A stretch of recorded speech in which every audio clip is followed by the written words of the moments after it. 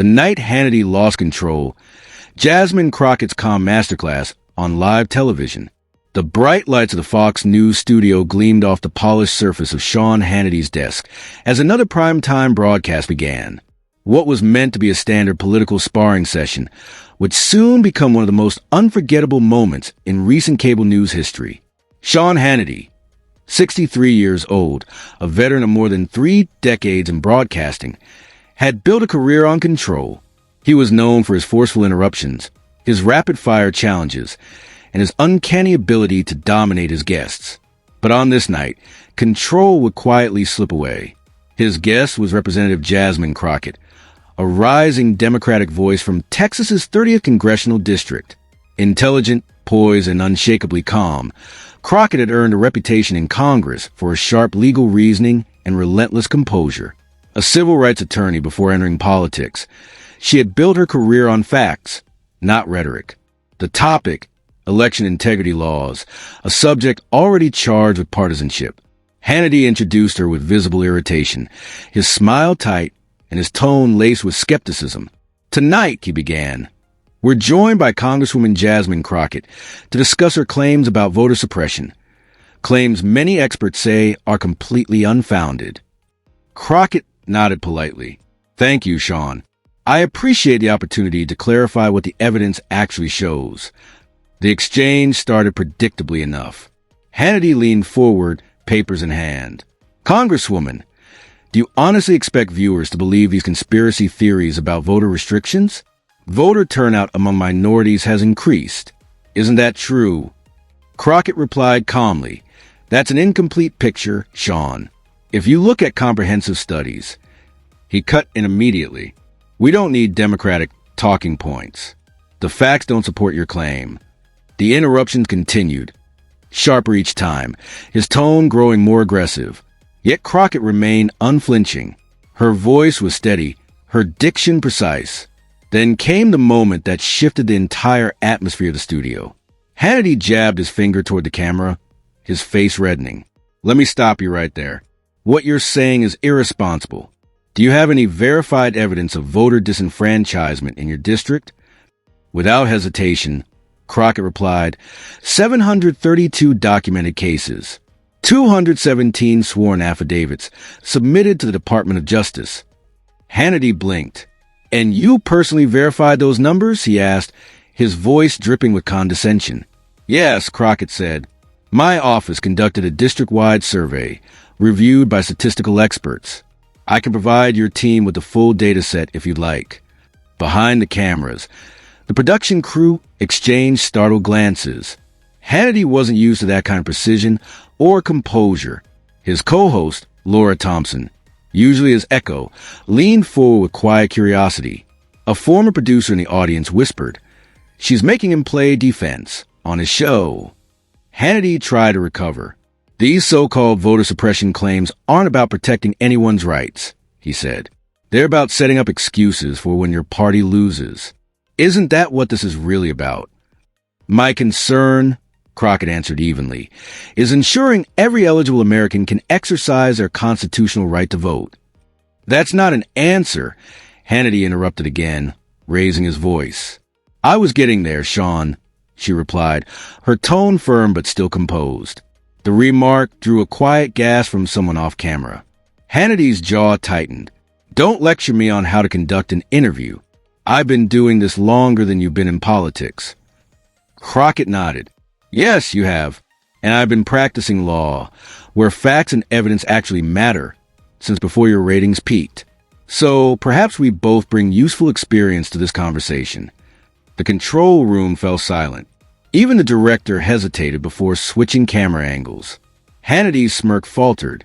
Trying to shift ground, he pivoted to another topic. "Let's talk about Democratic-run cities.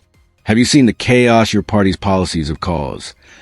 "I'd be happy to discuss urban policy," Crockett replied, "though that wasn't the topic your producers outlined. Still, if you like data on that, I have it as well." Her preparedness and her poise left Hannity visibly unsettled. For the first time in years, he looked less like the interrogator and more like the questioned. Determined to regain control, he leaned closer to the camera. The American people aren't fooled by Democratic talking points, he said. The fact is, Sean, Crockett began. What now, Congresswoman? He snapped. Crockett didn't flinch. I'm going to say something that might surprise you. I didn't come here to argue.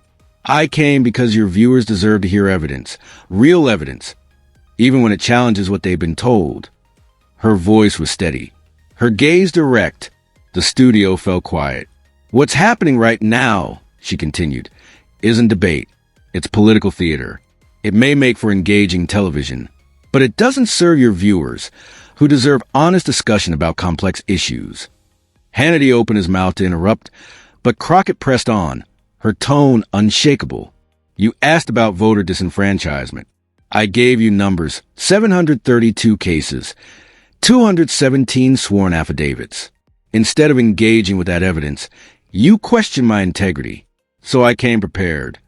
She reached off camera and lifted a folder, its pages neatly tabbed. Here is the documentation. The crew froze. Even Thompson sat back, eyebrows raised. Guests rarely came armed with physical proof. This isn't about politics, Crockett said. It's about whether we're willing to have evidence-based conversations about constitutional rights, or if we're content to shout at each other for ratings. Then came the line that would echo across social media for days. I respect your viewers enough to believe they can handle real facts, even when those facts don't fit neatly into a partisan narrative. The question is, do you? The silence that followed was electric.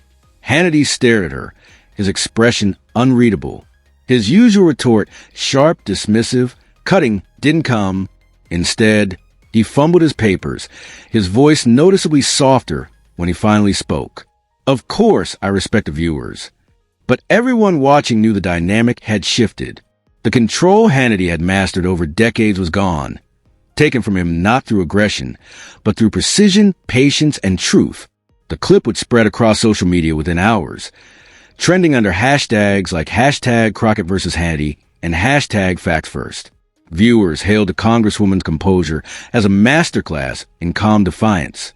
Media analysts called it a turning point, a moment that revealed the power of preparation over provocation and evidence over entertainment. That night, Hannity didn't just host another debate. He became part of the very story he was trying to control. And for millions watching, Representative Jasmine Crockett had done something few ever managed. She made one of television's most dominant voices fall silent. The moment had already shifted before anyone realized it. That's why we bring on guests with different perspectives, Hannity insisted, attempting to regain control. Different perspectives are valuable, Crockett replied evenly, but they should be grounded in evidence, not just opinion. She leaned slightly forward. When you mentioned increased voter turnout earlier, you use it as proof that suppression doesn't exist. That's like saying higher cancer survival rates mean there's no need to worry about cancer anymore. She turned a page in her folder with quiet precision. Studies from MIT, Princeton, and the Brennan Center all show that overall participation can rise while specific communities continue to face targeted barriers. Both realities can coexist. Hannity interrupted quickly. Those studies have been criticized for their methodology. By whom specifically? Crockett asked calmly. Because I can cite the peer review process, the statistical controls, and the academic credentials of the researchers. Can you provide the same level of detail for criticisms? The sharpness of her question left Hannity momentarily speechless. In the control room, producers exchanged uneasy glances.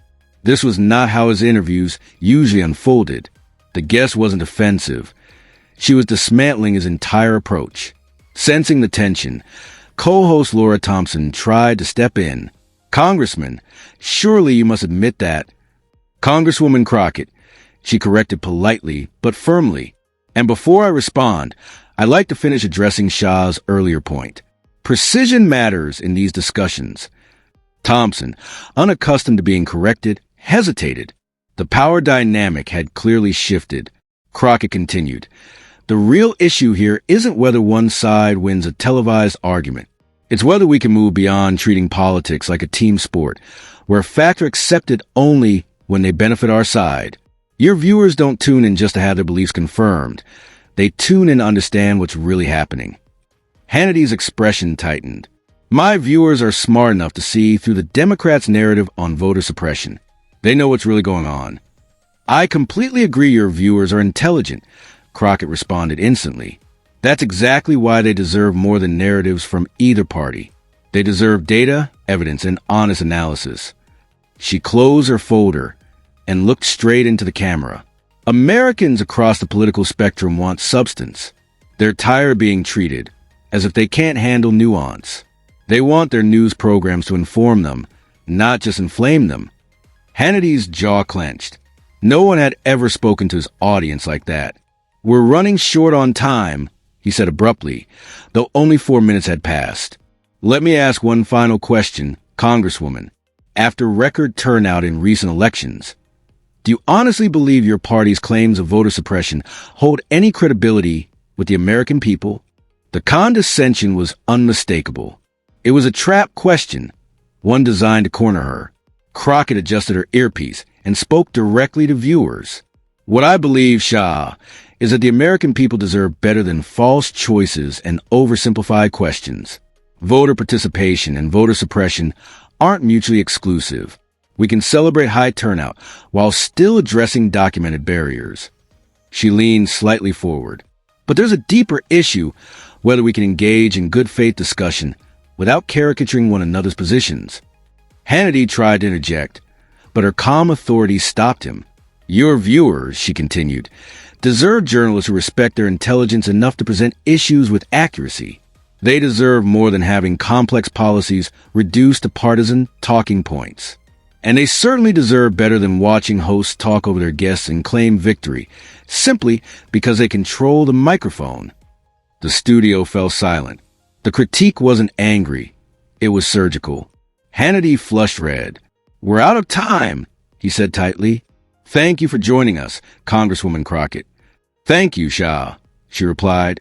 I hope next time we can have a more substantive discussion, one your viewers truly deserve. Then she added, almost as an afterthought, you know, Shah, my grandmother used to say the truth doesn't need a loud voice. It only needs a listening ear. I believe your viewers are listening. The question is, are you? The line landed with quiet force. The studio crew froze. One camera operator would later describe it as the most genuine moment I've ever seen on live television. Hannity, visibly caught off guard, opened his mouth but couldn't form words. For 3 long seconds, an eternity in broadcast, dead air filled the studio. Finally, Thompson jumped in. We'll be right back after this break. Her voice trembled slightly as the feed cut to commercial.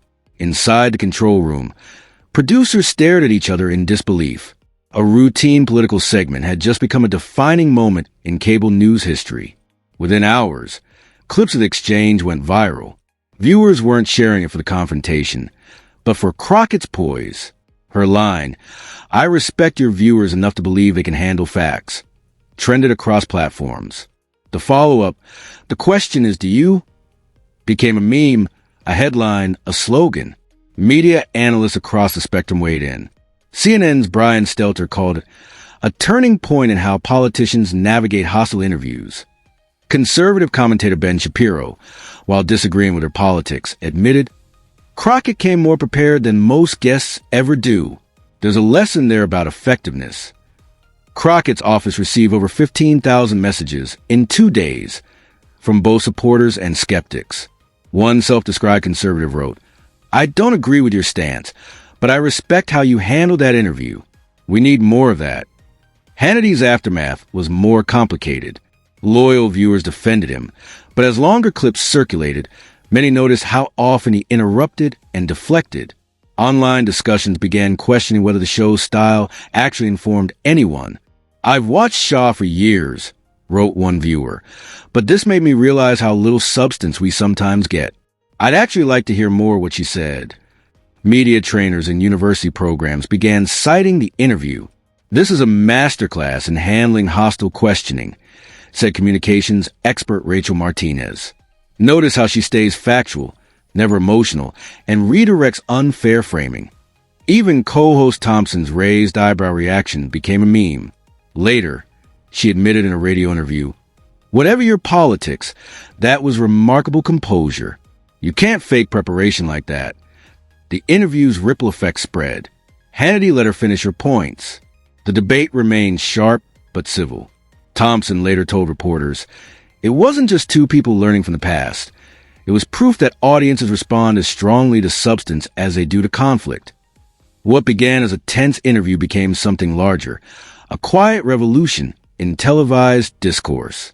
Crockett didn't just win an argument. She changed the conversation about how arguments should even be had. Her calm, evidence-based approach proved that real strength isn't in shouting the loudest, but in speaking the truth clearly enough that silence becomes the only possible response.